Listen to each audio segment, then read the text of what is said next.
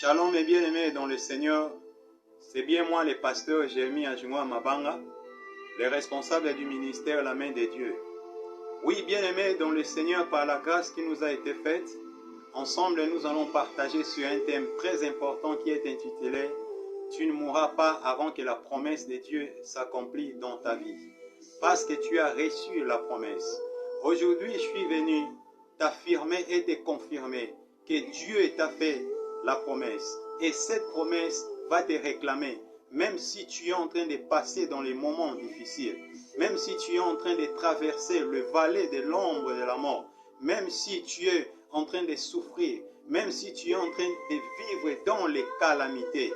Laisse-moi te dire que rien ne va changer. C'est que l'Éternel Dieu t'a promis. Parce qu'il est Dieu. Il n'est pas l'homme pour mentir, ni le Fils de l'homme pour se repentir.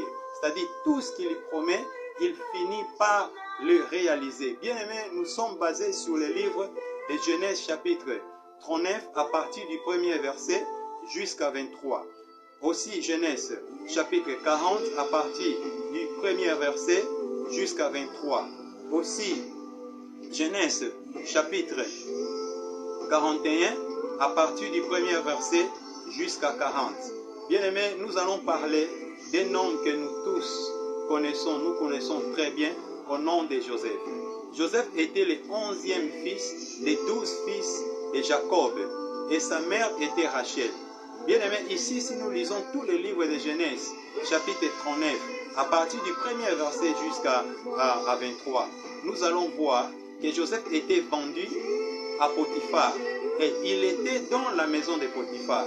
Bien-aimé, il a trouvé les autres servants qui ont été déjà là depuis longtemps avant que Joseph puisse arriver dans sa maison.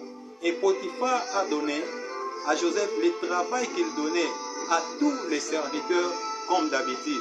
Mais bien aimé, ici la parole de Dieu réclame qu'il y avait une différence entre Joseph et les autres servants. C'est ça la différence que vous aurez dans votre vie. La différence que Dieu te fera aujourd'hui. Il y aura une différence entre toi et les autres parce que tu as reçu la promesse de Dieu. Et cette différence, cette promesse va te réclamer à la réussite, à la victoire et au succès au nom de Jésus. La parole de Dieu déclare que tout ce que Joseph faisait les prospérait. Bien-aimé, Potiphar lui-même qui était le maître de Joseph, il a vite compris, il a réalisé que cet homme, Dieu est avec lui. Et tout ce qu'il fait prospère. Bien-aimé, il s'agissait là de prospérer. On peut expliquer cela, que Joseph ne faisait pas le travail de la maison. Car nettoyer la maison, ça n'a rien à voir avec la prospérité. Car laver les assiettes, ça n'a rien à voir avec la prospérité. Laver les habits, ça n'a rien à voir avec la prospérité. Balayer la maison ou la parcelle, ça n'a rien à voir avec la prospérité. Mais ici, la Bible a parlé de la prospérité. Donc cela m'a fait comprendre qu'il produisait, il travaillait dans une production. Et Joseph était différent des autres. Et pendant que les autres produisaient 10, Joseph produisait 30 ou 40. Donc il produisait plus. Car la parole de Dieu déclare qu'il était prospéré. Même son maître Potiphar, il a réalisé, il a vite compris que Joseph est en train de prospérer dans tout ce qu'il est en train de faire et Dieu est avec lui. Et Potiphar a pris la décision de tout laisser entre les mains de Joseph. Joseph est devenu gérant de tout ce qui était dans la maison de Potiphar et dans les champs. Bien aimé, Potiphar a tout oublié. Il ne pouvait plus se rappeler ou s'inquiéter de tout ce qu'il avait dans la maison et dans les champs. Il a tout laissé entre les mains de Joseph. Il ne voulait plus savoir de tout ce qui lui appartenait. Bien-aimé, la parole de Dieu déclare que dans la maison de Potiphar, il y avait là un problème. Parce que Dieu, quand il te fait la promesse, il ne va pas t'abandonner tout seul. C'est-à-dire, partout où tu iras, il ira aussi avec toi. Bien-aimé, Dieu était avec Joseph dans la maison de Potiphar. Mais Satan aussi était là avec Joseph. car c'est ça ses œuvres, car c'est ça sa manière de travailler. Pendant que vous avez reçu la promesse de Dieu, lui aussi il est là pour bouleverser, pour déranger les plans de Dieu, pour vous compliquer la vie, pour vous empêcher de ne pas vivre ce que Dieu vous a promis. C'est ce que Satan le diable fait. Dans la maison de Potiphar, Dieu était avec Joseph, mais Satan aussi était avec Joseph. Vous allez me poser la question, qui était ce Satan? C'était la femme de Potiphar. Car la parole de Dieu déclare que la femme de Potiphar a commencé à jeter ses yeux sur Joseph. Car Joseph était beau de taille et de figure. Et un jour, la parole de Dieu déclare que cette femme demanda à Joseph pour coucher avec elle. Et Joseph refusa en disant ceci: mais pourquoi commettrais-je un tel crime? Pourquoi commettrais-je un tel péché? Pourquoi ferais-je un tel mal contre celui qui est bon envers moi, contre celui qui m'a donné toute sa confiance, contre celui qui m'a confié tous ses biens? Pourquoi ferais-je ça? Car la parole de Dieu déclare que Dieu a béni aussi Potiphar à cause de la bonté qu'il avait envers Joseph. Et Joseph ne pouvait pas trahir son maître. Joseph ne pouvait pas faire ça. Ce genre de péché, c'est que la femme lui demandait. Et Joseph a refusé. Bien aimé, laisse-moi te dire que cela s'est répété à plusieurs reprises. Cette femme tentait Joseph. Et un jour, Joseph quitta le champ. Parce que la Bible dit qu'il est venu dans la maison pour faire ses affaires. C'est-à-dire qu'il venait de quelque part. Et Joseph n'avait pas d'amis. Il n'avait pas d'amis avec qui il pouvait sortir pour aller, je ne sais pas, là, boire ou se promener ou visiter les gens, ainsi de suite. Donc il travaillait seulement dans deux places, dans la maison et dans le champ, pendant qu'il était le responsable de tout ce qui appartenait à Potiphar. Alléluia. Bien aimé, la parole de Dieu déclare que Joseph est venu dans la maison pour faire ses affaires. Et cette femme a vu que dans la maison il n'y avait personne. Et elle a dit: voici l'occasion en or que je dois saisir. Je ne peux pas manquer cette occasion, car ça c'est la seule occasion que j'ai. La parole de Dieu déclare qu'elle regarda et elle voit personne. Bien aimé, elle a pris Joseph par sa tunique et elle demanda à Joseph de coucher avec elle. Couche avec moi, Joseph. Je t'en supplie, couche avec moi. Et Joseph ne pouvait pas imaginer que cette femme pouvait arriver jusqu'à ce point. Et il ne pouvait pas imaginer. Joseph était vraiment surpris de voir ce que la femme de Potiphar faisait. Comment est-ce qu'elle demandait, comment est-ce qu'elle suppliait Joseph. Joseph était surpris de voir tout cela. Bien aimé, Joseph a pu se défendre contre cette femme. Et la seule manière était d'abandonner sa tunique pour fuir. Et à cette époque, bien aimé, laisse-moi te dire qu'il n'y avait pas le système que nous avons aujourd'hui. Je peux mettre un pantalon. Sous les pantalons, je peux mettre une culotte. Je peux mettre une chemise. Sous la chemise, je peux mettre un polo ou un singlet. C'est-à-dire, quand j'enlève ma chemise, quand j'enlève les pantalons, je peux rester avec le polo et la culotte. À cette époque-là, il n'y avait pas ce système. Il prenait le drap et il faisait sous forme d'un sous-vêtement ou d'un caleçon, si je suis permis de le dire. C'est ce qu'il faisait. Et puis il mettait la tunique. Donc c'est-à-dire quand vous enlevez la tunique, vous êtes resté qu'avec le sous-vêtement. C'était ce qui s'était passé avec Joseph. Quand il a abandonné sa tunique, Joseph est resté seulement avec ses sous-vêtements. Et bien aimé, la femme de Potiphar, quand elle a resté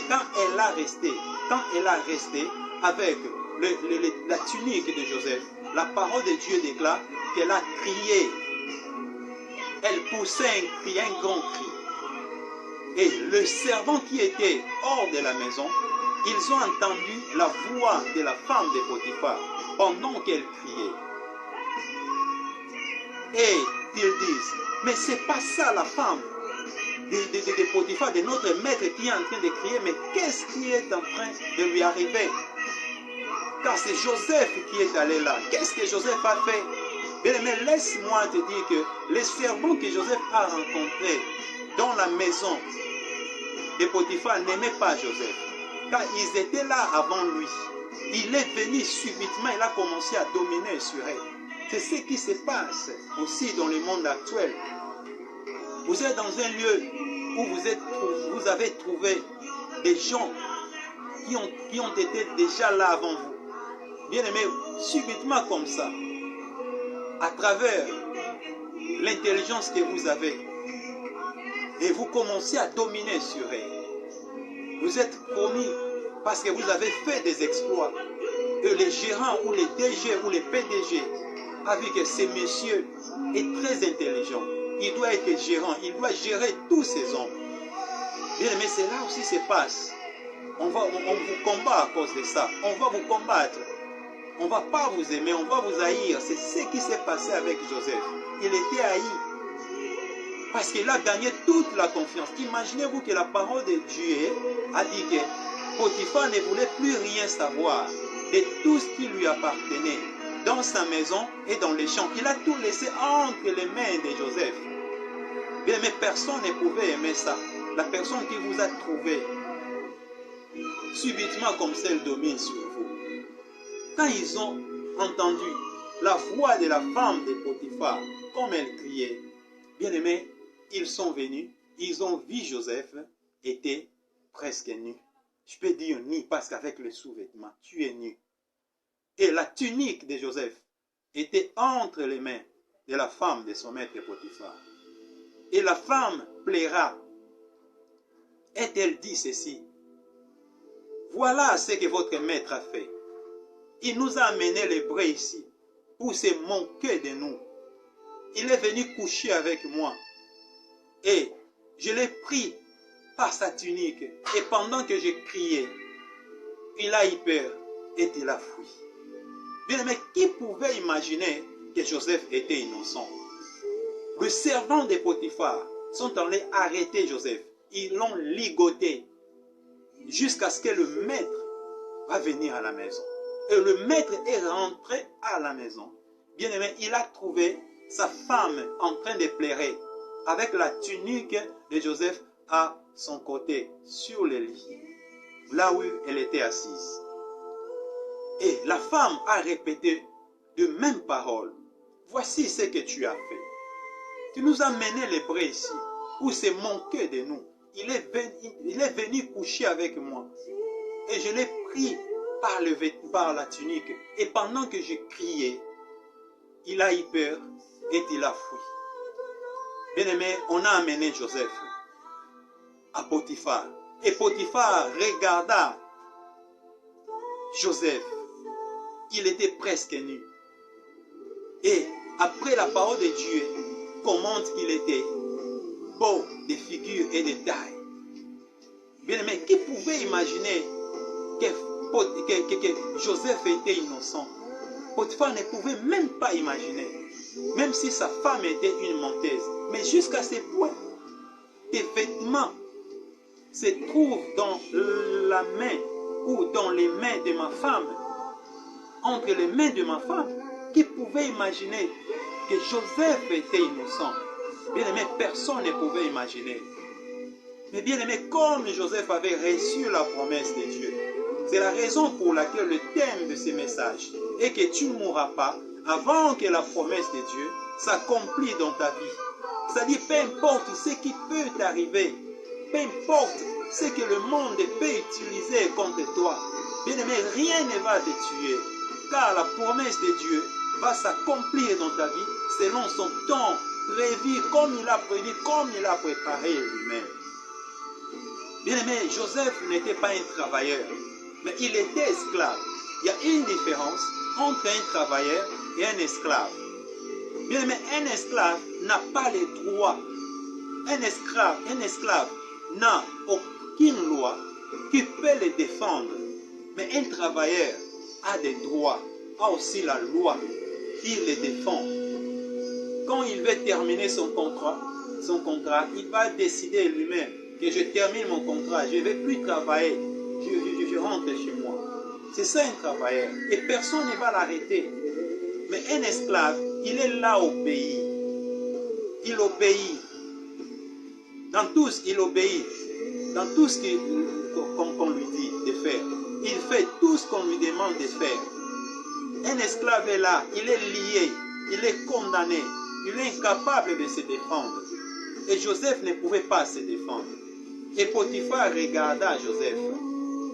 Il pouvait le tuer. Et personne ne pouvait lui demander des comptes. En disant, pourquoi est-ce que tu as fait ça? Pourquoi est-ce que tu l'as tué? Car Joseph était esclave. La vie d'un esclave n'avait pas de l'importance. C'était d'ailleurs mieux la vie d'un chien que la vie d'un esclave. C'était mieux la vie d'un animal que la vie d'un esclave. Et Joseph était esclave. Et Pharaon était le capitaine des officiers de Pharaon. C'était ça Potiphar. Potiphar était le capitaine. Il était le capitaine des officiers de Pharaon. C'est-à-dire il était le chef de la sécurité de Pharaon. Bien-aimé, Joseph est allé dans la prison.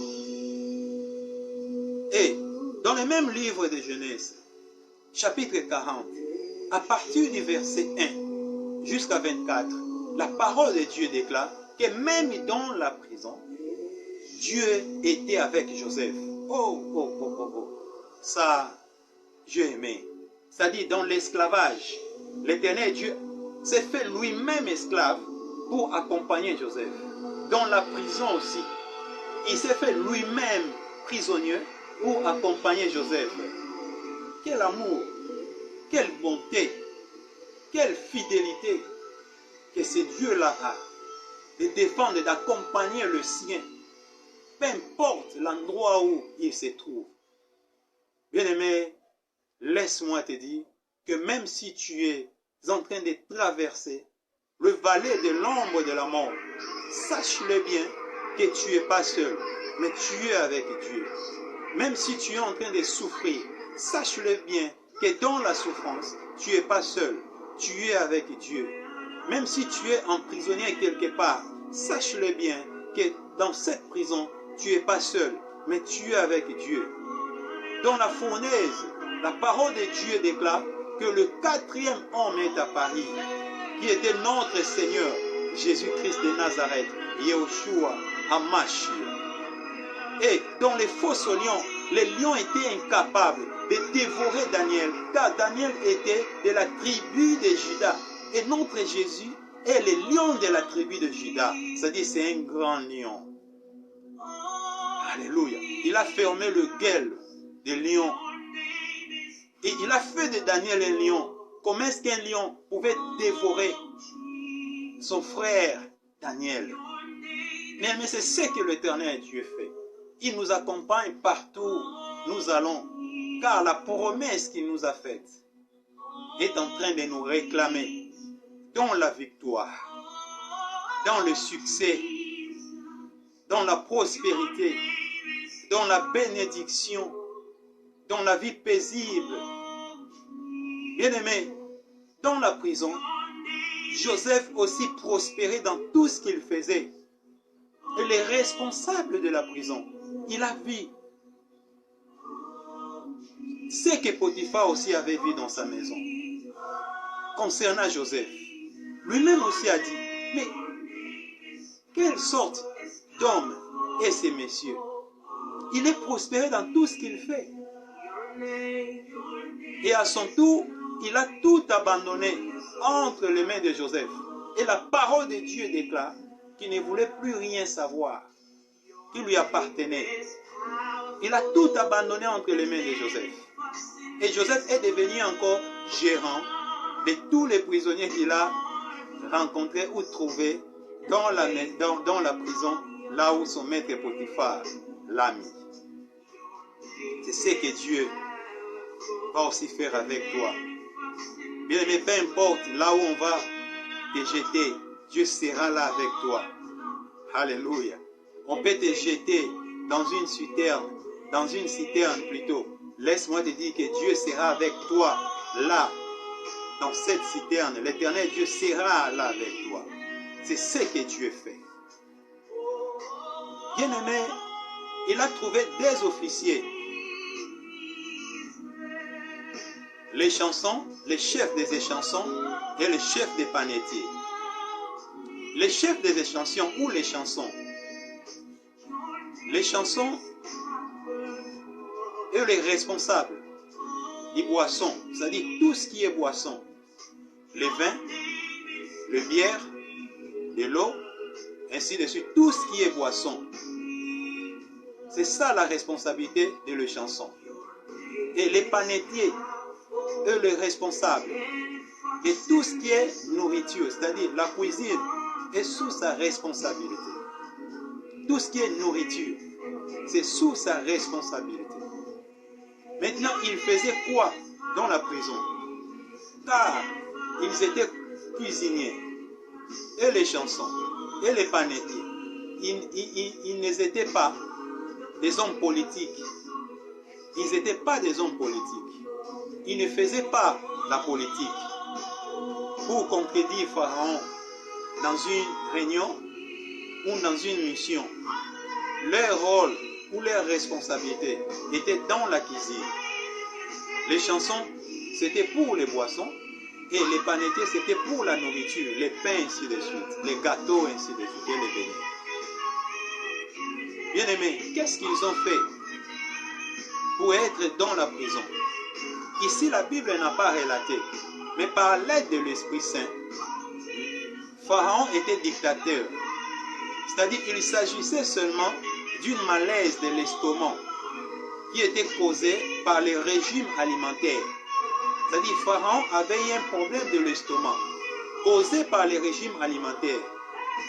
Et il s'est indigné contre ces deux officiers, les panetiers et les chansons, parce que c'était eux qui étaient les responsables de tout ce qui était boisson et la nourriture. Donc la parole de Dieu déclare qu'ils ont offensé leur maître Pharaon. Et Pharaon les a mis dans la prison, là où Joseph était.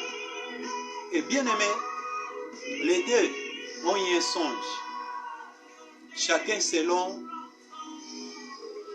son interprétation ou son explication du songe qu'ils avaient.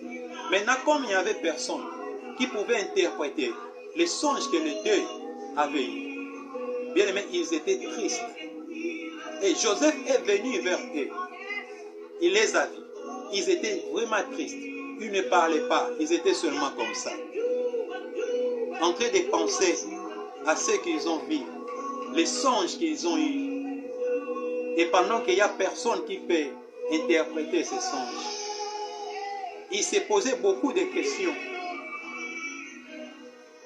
Il s'est posé beaucoup de questions. Mais qu'est-ce que cela signifie? Il n'avait pas de réponse. Et Joseph les a vus comme ça. Ils étaient tristes. Et Joseph leur demanda, mais pourquoi est-ce que vous êtes tristes comme ça? Qu'est-ce qui ne va pas? Qu'est-ce qui se passe? Et ils ont répondu à Joseph que nous avons eu un songe, à chacun selon son interprétation. Mais il n'y a personne qui peut interpréter les songes que nous avions eus. Et ici, j'ai aimé l'attitude et la réponse de Joseph. Et Joseph dit ceci: ce ne sont pas à Dieu les interprétations. Bien aimé, c'est cette attitude que nous devons avoir dans notre vie. Un serviteur, il ne peut jamais se vanter de lui-même. Un serviteur ne peut jamais porter le chapeau ou la responsabilité des miracles, comme les autres sont en train de faire aujourd'hui. Venez, je vais te donner les enfants. Venez, je vais te donner le mariage. Venez, je vais te donner les voyages. Venez, je vais te donner de l'emploi. Bien aimé, c'est la raison pour laquelle beaucoup ont fait des alliances avec Satan pour avoir les pouvoirs d'opérer le miracle, pour avoir les pouvoirs de guérir les maladies. Parce que personne n'a le droit de promettre le miracle. Car on fait le travail. Mais qui réalise les choses, c'est Dieu lui-même qui réalise. C'est la raison pour laquelle tout ce qu'on déclare, on le fait au nom de Jésus. Car c'est Jésus seul qui réalise le miracle. Car c'est Jésus seul qui est capable d'opérer. Car c'est Jésus seul qui est capable de guérir. Car c'est Jésus seul qui est capable de bénir et de lever. Ici, Joseph a dit, ce ne sont pas Dieu les interprétations, c'est-à-dire ce n'est pas moi qui vais interpréter ou qui vais vous donner la réponse favorable ou l'explication de vos songes, mais c'est Dieu qui donnera. Mais à partir de ces paroles que Joseph a dites à ses officiers, Dieu lui a donné l'intelligence, Dieu lui a donné la sagesse, Dieu lui a donné la stratégie de comment interpréter le songe que les deux officiers ont eu. Et bien aimé, les chansons racontant à Joseph son songe, est-il dit, ici nous sommes dans le livre de Genèse chapitre 40 à partir du verset 9 jusqu'à 15. Les chansons disent à Joseph, dans mon songe, voici, il y avait un cep devant moi. Ce cep avait 3 serments quand il y poussait. Sa fleur se développa et ses grappes donnèrent du raisin mûr. La coupe de Pharaon était dans ma main. Je pris le raisin, je le pressai dans la coupe de Pharaon.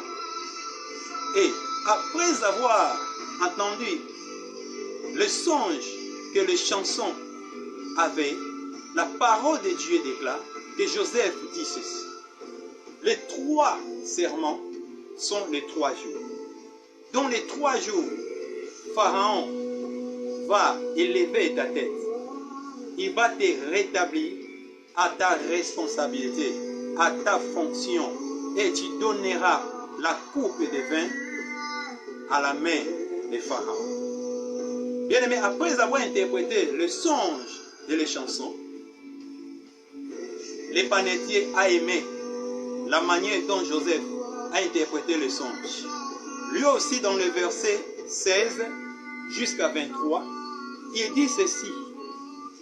Voici dans mon songe, j'avais sur ma tête 3 corbeilles de pain.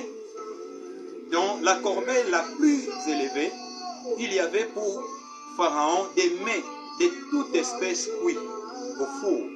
Et les oiseaux les mangèrent dans la corbeille au-dessus de ma tête. Bien aimé, Joseph répondit ceci au panetier, que les 3 corbeilles représentent les 3 jours. Dans les 3 jours, Pharaon va élever ta tête et tu seras pendu sur un arbre et les oiseaux du ciel mangeront ta chair.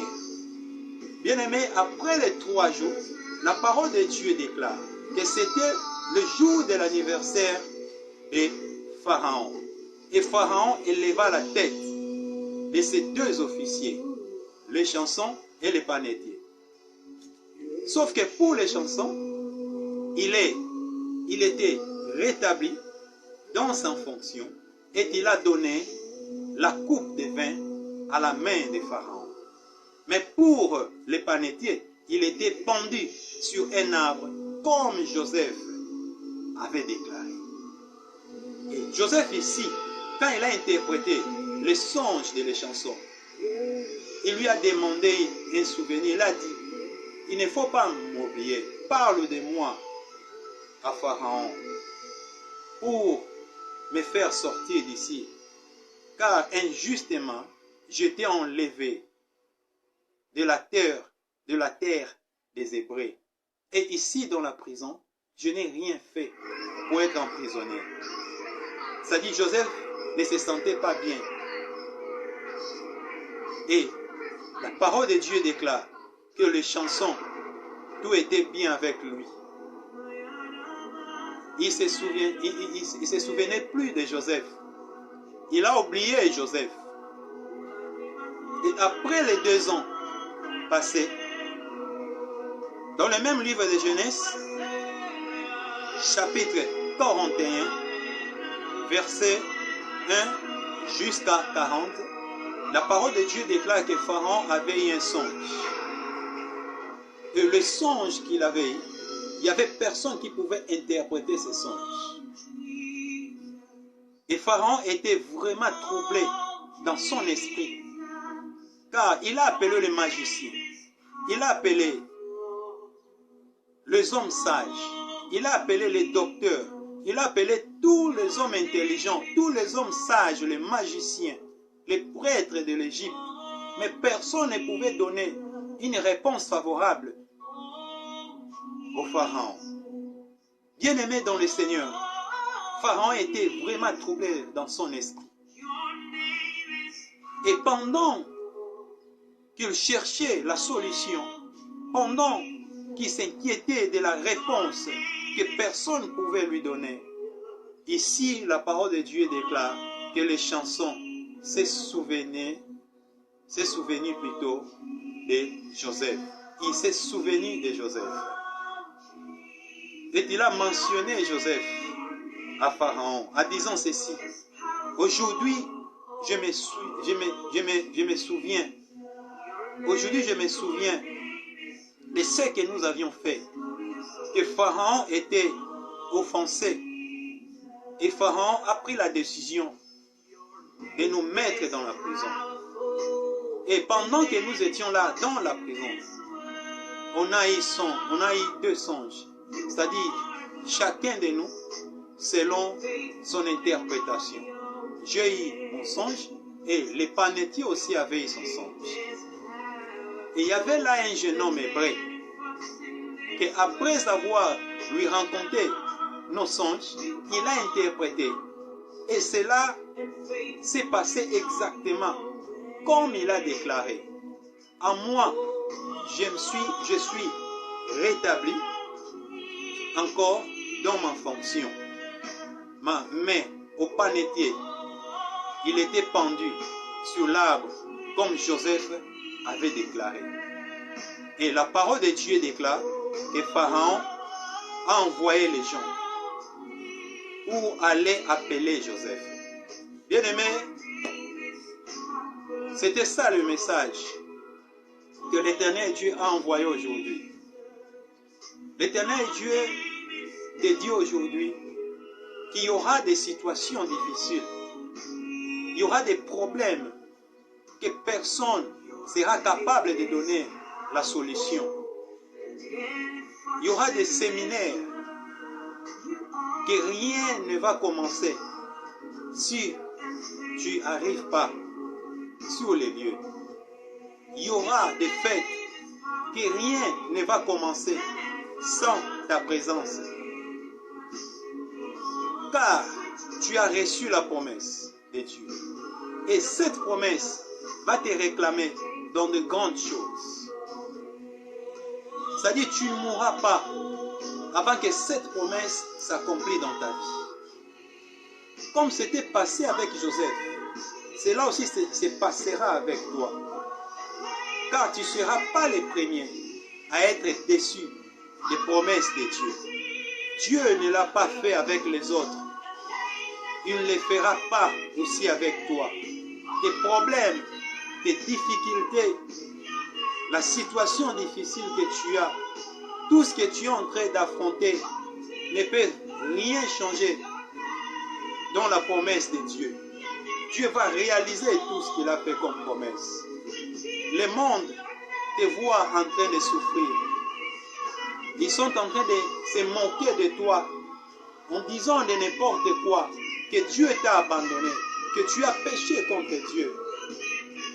Bien-aimé, ici Joseph n'avait pas péché contre Dieu. Joseph avait seulement commis une erreur de divulguer toutes choses que l'Éternel Dieu les révélait par les songes. C'était seule erreur que Joseph avait commise. Mais il n'avait pas péché contre Dieu.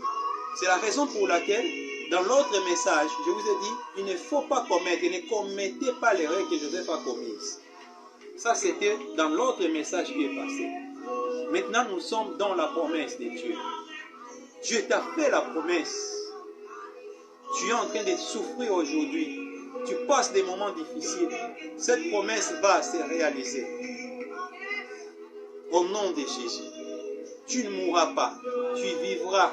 Et tu vas témoigner la grandeur de Dieu. Même ces gens-là qui te voient vont témoigner ce que l'Éternel Dieu fera dans ta vie. Bien-aimé, tu seras avec Dieu partout où tu seras. Dans les fosses aux lions, tu seras avec Dieu. Dans la fournaise, tu seras avec Dieu. Dans la calamité, tu seras avec Dieu. Dans la prison, tu seras avec Dieu. Dans la souffrance, tu seras avec Dieu. Car il va veiller sur toi pour accomplir tout ce qu'il t'a promis. Car il n'est pas l'homme pour mentir, ni le Fils de l'homme pour se repentir.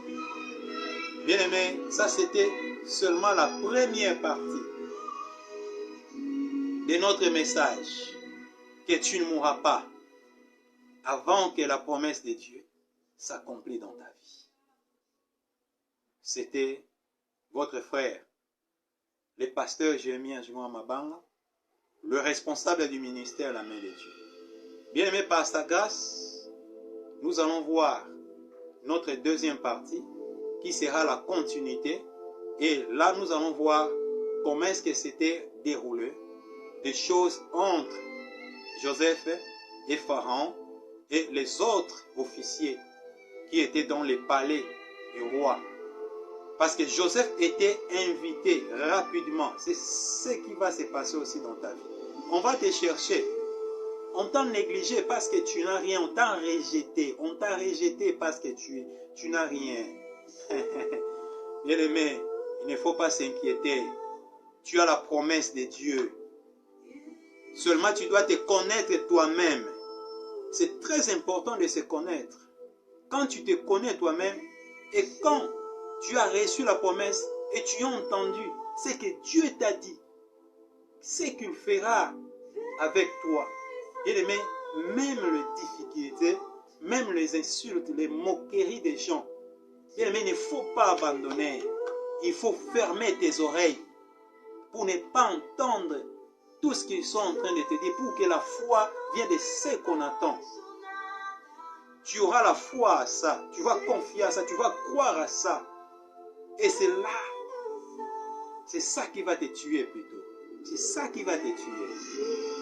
C'est ça qui va t'empêcher de ne pas arriver à vivre ce que Dieu t'a promis. Bien aimé, ferme tes oreilles. Ferme tes oreilles. Reste ferme. Confie-toi à l'Éternel. Même si tu es en train de souffrir, il faut se dire, je suis avec Dieu. Maintenant, répète avec moi, je suis avec Dieu.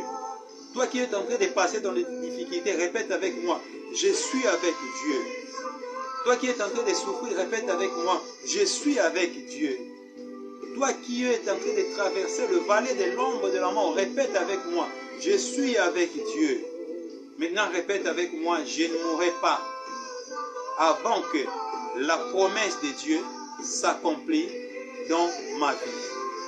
Répète aussi avec moi, ces gens vont témoigner ce que l'Éternel Dieu fera dans ma vie. Que Dieu nous bénisse tous. Au nom de notre Seigneur, Jésus-Christ de Nazareth, qui est notre Sauveur et Seigneur, qui a été crucifié, mort, enterré et ressuscité après les 3 jours. C'était votre frère Jérémie Ajunwa Mabanga, les responsables du ministère La Main de Dieu. On est ensemble. Mon numéro c'est 939 69 72 38. Je répète, 939 62 72 38. Tu peux mettre notre code de l'Angola, c'est 244. Après, tu mets le numéro si tu veux être en contact avec moi sur WhatsApp, Instagram, ainsi de suite. On est ensemble. Par la grâce de Dieu, nous aurons votre message au moment que l'Éternel Dieu a prévu pour nous. Ciao.